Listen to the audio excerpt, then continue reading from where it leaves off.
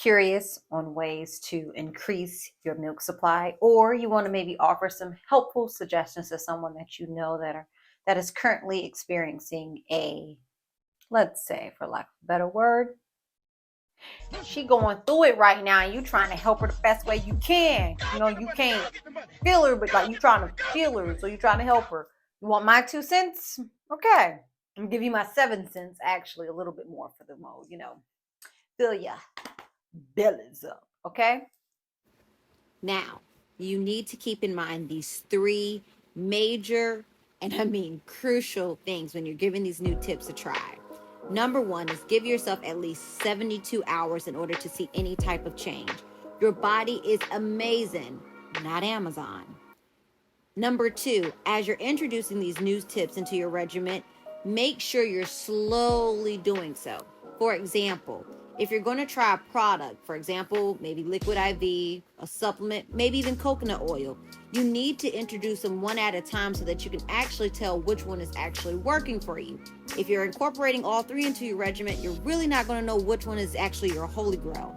And number three, you sincerely have to give yourself as much grace and patience as possible.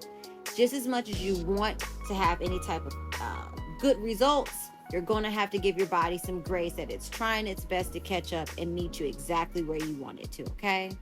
You got this, mama. Now back to the video. First suggestion is your calorie intake, okay? You need fuel in order to produce that beautiful liquid gold that you're seeking after so badly. So for example, this is how many calories it takes for a regular person to consume in a day and be able to maintain their weight, whatever the case may be. Okay? All right. Got it, good. All right, now this is what it takes as far as calories is concerned for an eating mama, okay? So in order to achieve that number, very simple, eat as much as possible, okay? You can do it with no shame in your game. Now, of course, you want to do everything within moderation, okay? So don't go crazy, and you don't want to go and consume anything that'll actually be detrimental to your health, okay? Like eating excessive fat food, high processed foods. Just eat, okay? I understand some people say, eat sweet potatoes, eat eggs, eat this. Just eat, okay? And once you get over that hurdle after you're eating, then you can dive down into the more minor details as far as your protein intake versus your carbohydrates and versus just for me, okay? I can tell you, for me, I saw a direct reflection of my eating habits into my pumping and what I was able to give my baby based off how much I was able to eat, okay? Crucial, okay?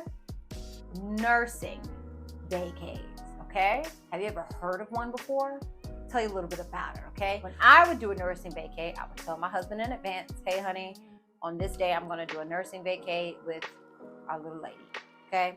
That meant that I would make sure that just like of any other vacation, right? You know how you go buy your outfits, get the house clean, do all that? You're gonna do all of that so then when you get back from your vacation, you're clear mind, clear head, okay? That's what I said, nursing vacay. This day, you want to have as much one-on-one time with your baby as possible, okay? Even if your baby's 6-7 months, you can still do it. You don't have to do it when they fresh out the womb.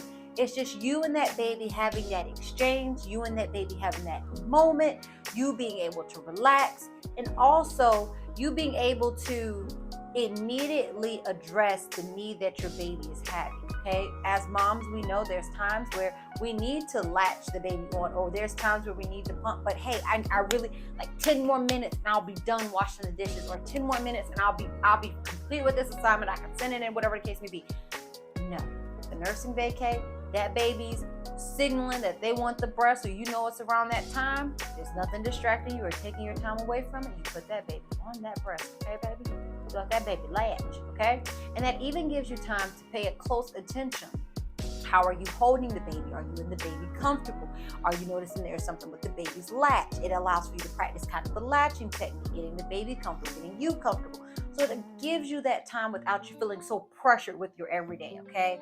For me, I would suggest if you're a working mama, try and do it on like a weekend or whenever you're going to have 2 days consecutively off. Start on the night of your work day. So let's use Friday, for example. Friday is your work day. Friday night, do whatever you need to do, whatever the case may be. That night, you and the baby, just you and the baby, right?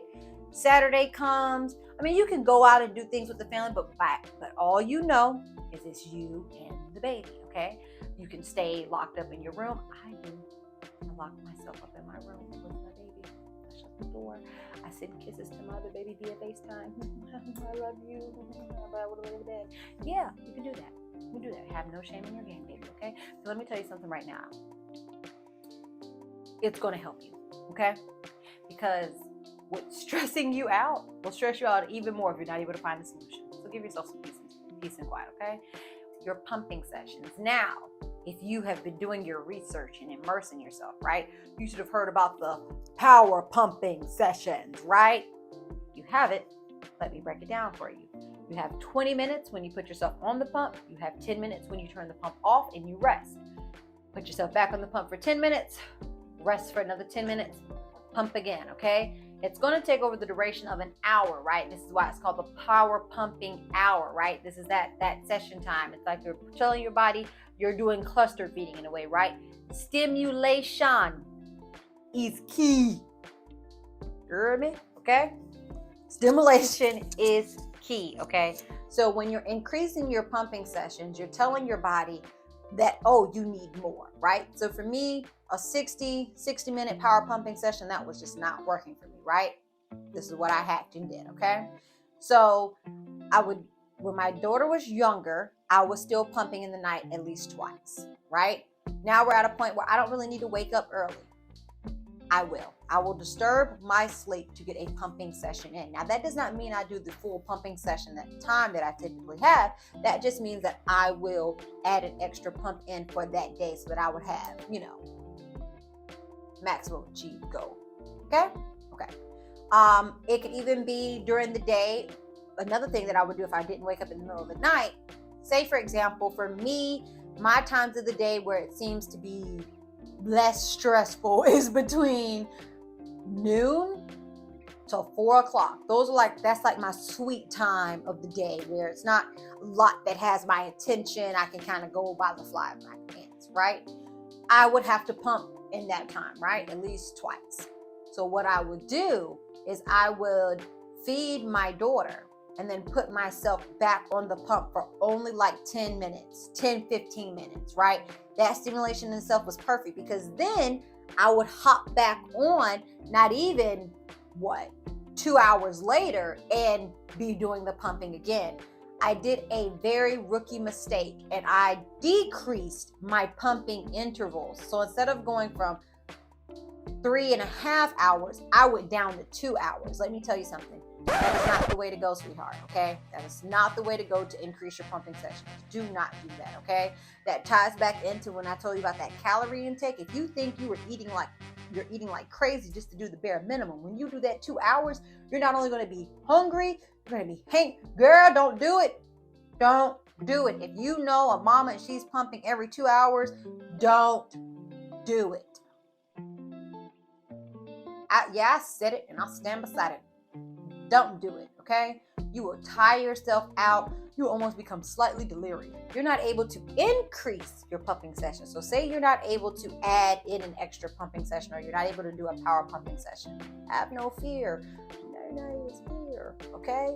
You're going to increase your pumping session. Now, out of all of the suggestions I'm going to give you, this one is my holy grail, okay?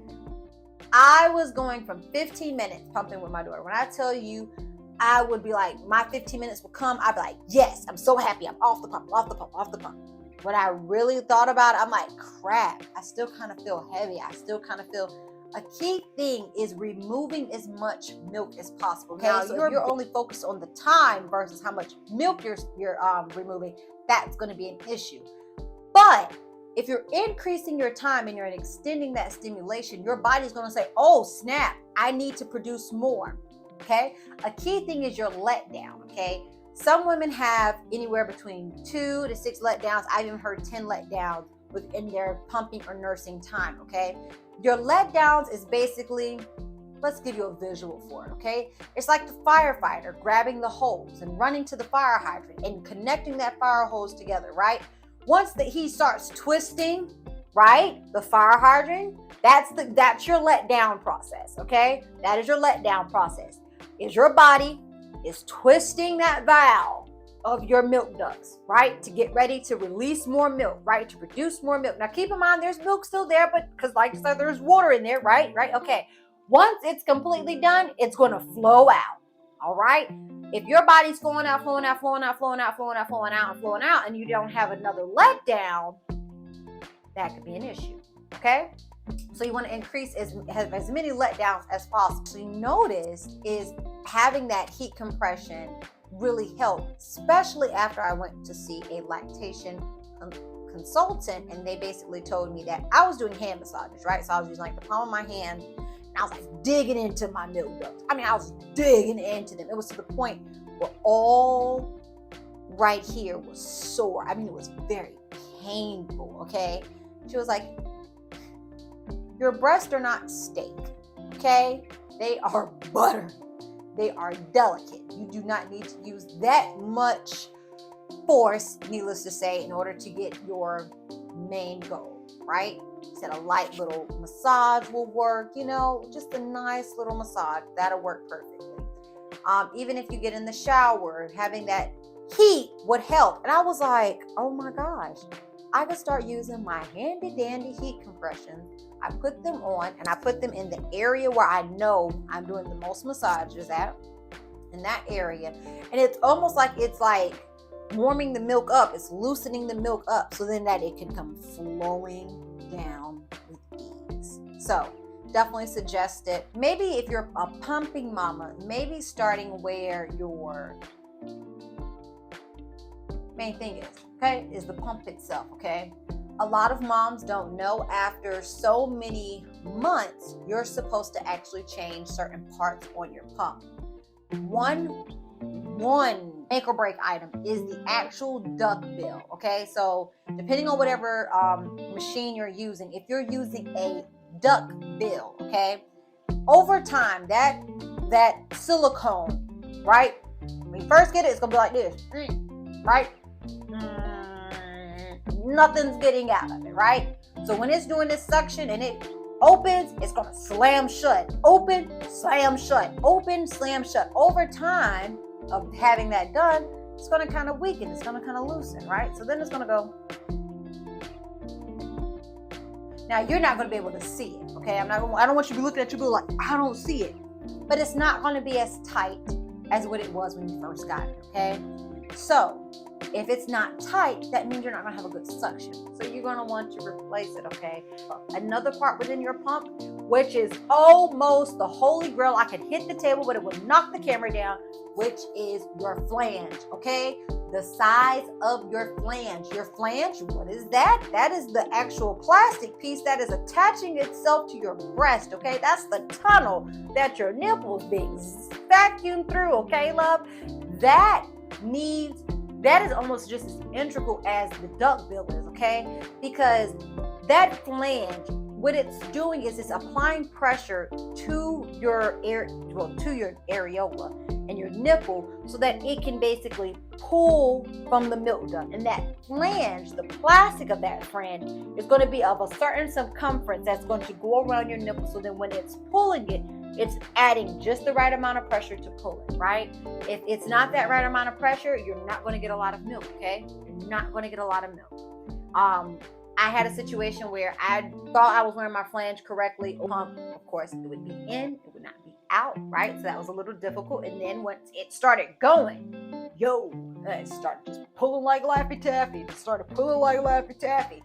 And my lactation consultant was like, your flange is on absolutely wrong. Like, I mean, of course she would do a list of things, but she's like, your flange is on absolutely wrong. And I was like, She was like, you see how your nipple was, it was like pulling to the side. I thought that was normal. I had no issue with it. I was still getting enough milk to feed my babies. I was like, out of sight, out of mind, didn't care. She said, you're only pulling milk, just enough milk. And right now, once your baby gets older, you're going to be in a bad spot, right? Literally in that pumping session, when she put the flange on me correctly, and of course we did the sizing of it correctly, I had almost 2 ounces more. Now, I'm not saying, babes, you're going to have 2 ounces more. What I'm going to say is you're going to definitely see a difference because you're actually using your entire breast instead of just the left side of one breast, okay? So I already know if one of these suckers is going to slack on the job. Don't need to have one doing double of it, okay? So your flange size is crucial. I also say that when it comes to your parts is to register your pump with your manufacturer, okay? Number one, if there's any type of recalls, that manufacturer can reach out to you. They can let you know. Also, there can be some parts that are under warranty. So if you're having absolute defects, like you've tried it, you replaced it, you can contact them and they can assist you, okay?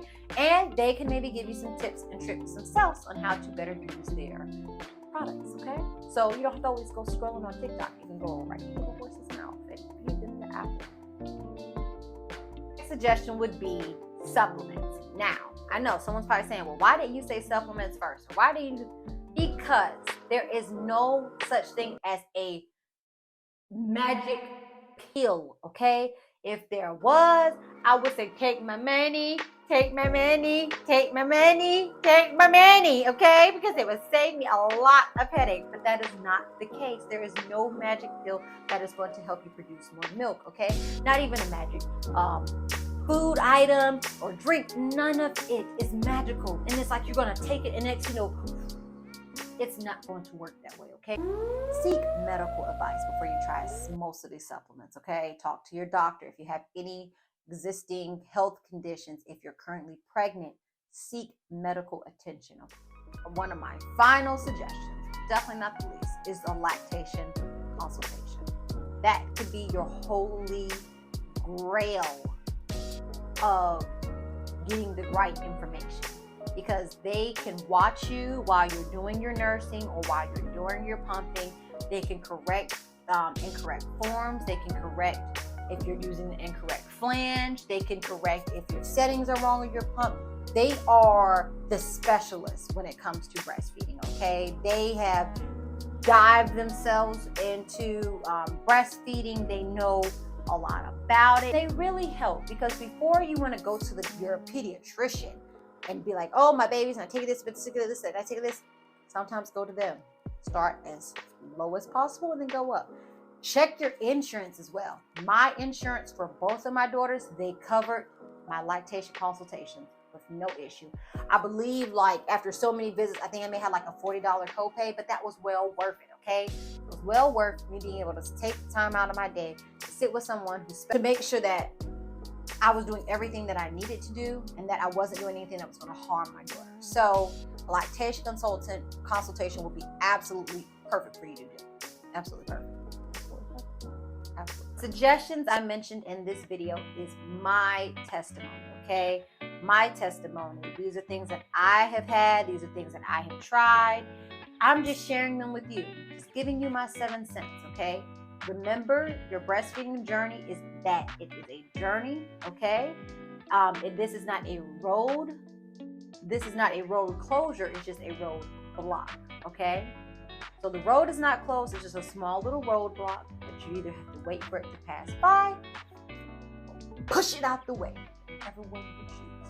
But it's not going to stop you from doing what you need to do, okay? Now, if you find my 7 cents helpful or entertaining, you can subscribe to find more of me and just me. It's not that daunting of a task. If all of us in the village get together and share our tips and tricks, it may make it easier for the next mama.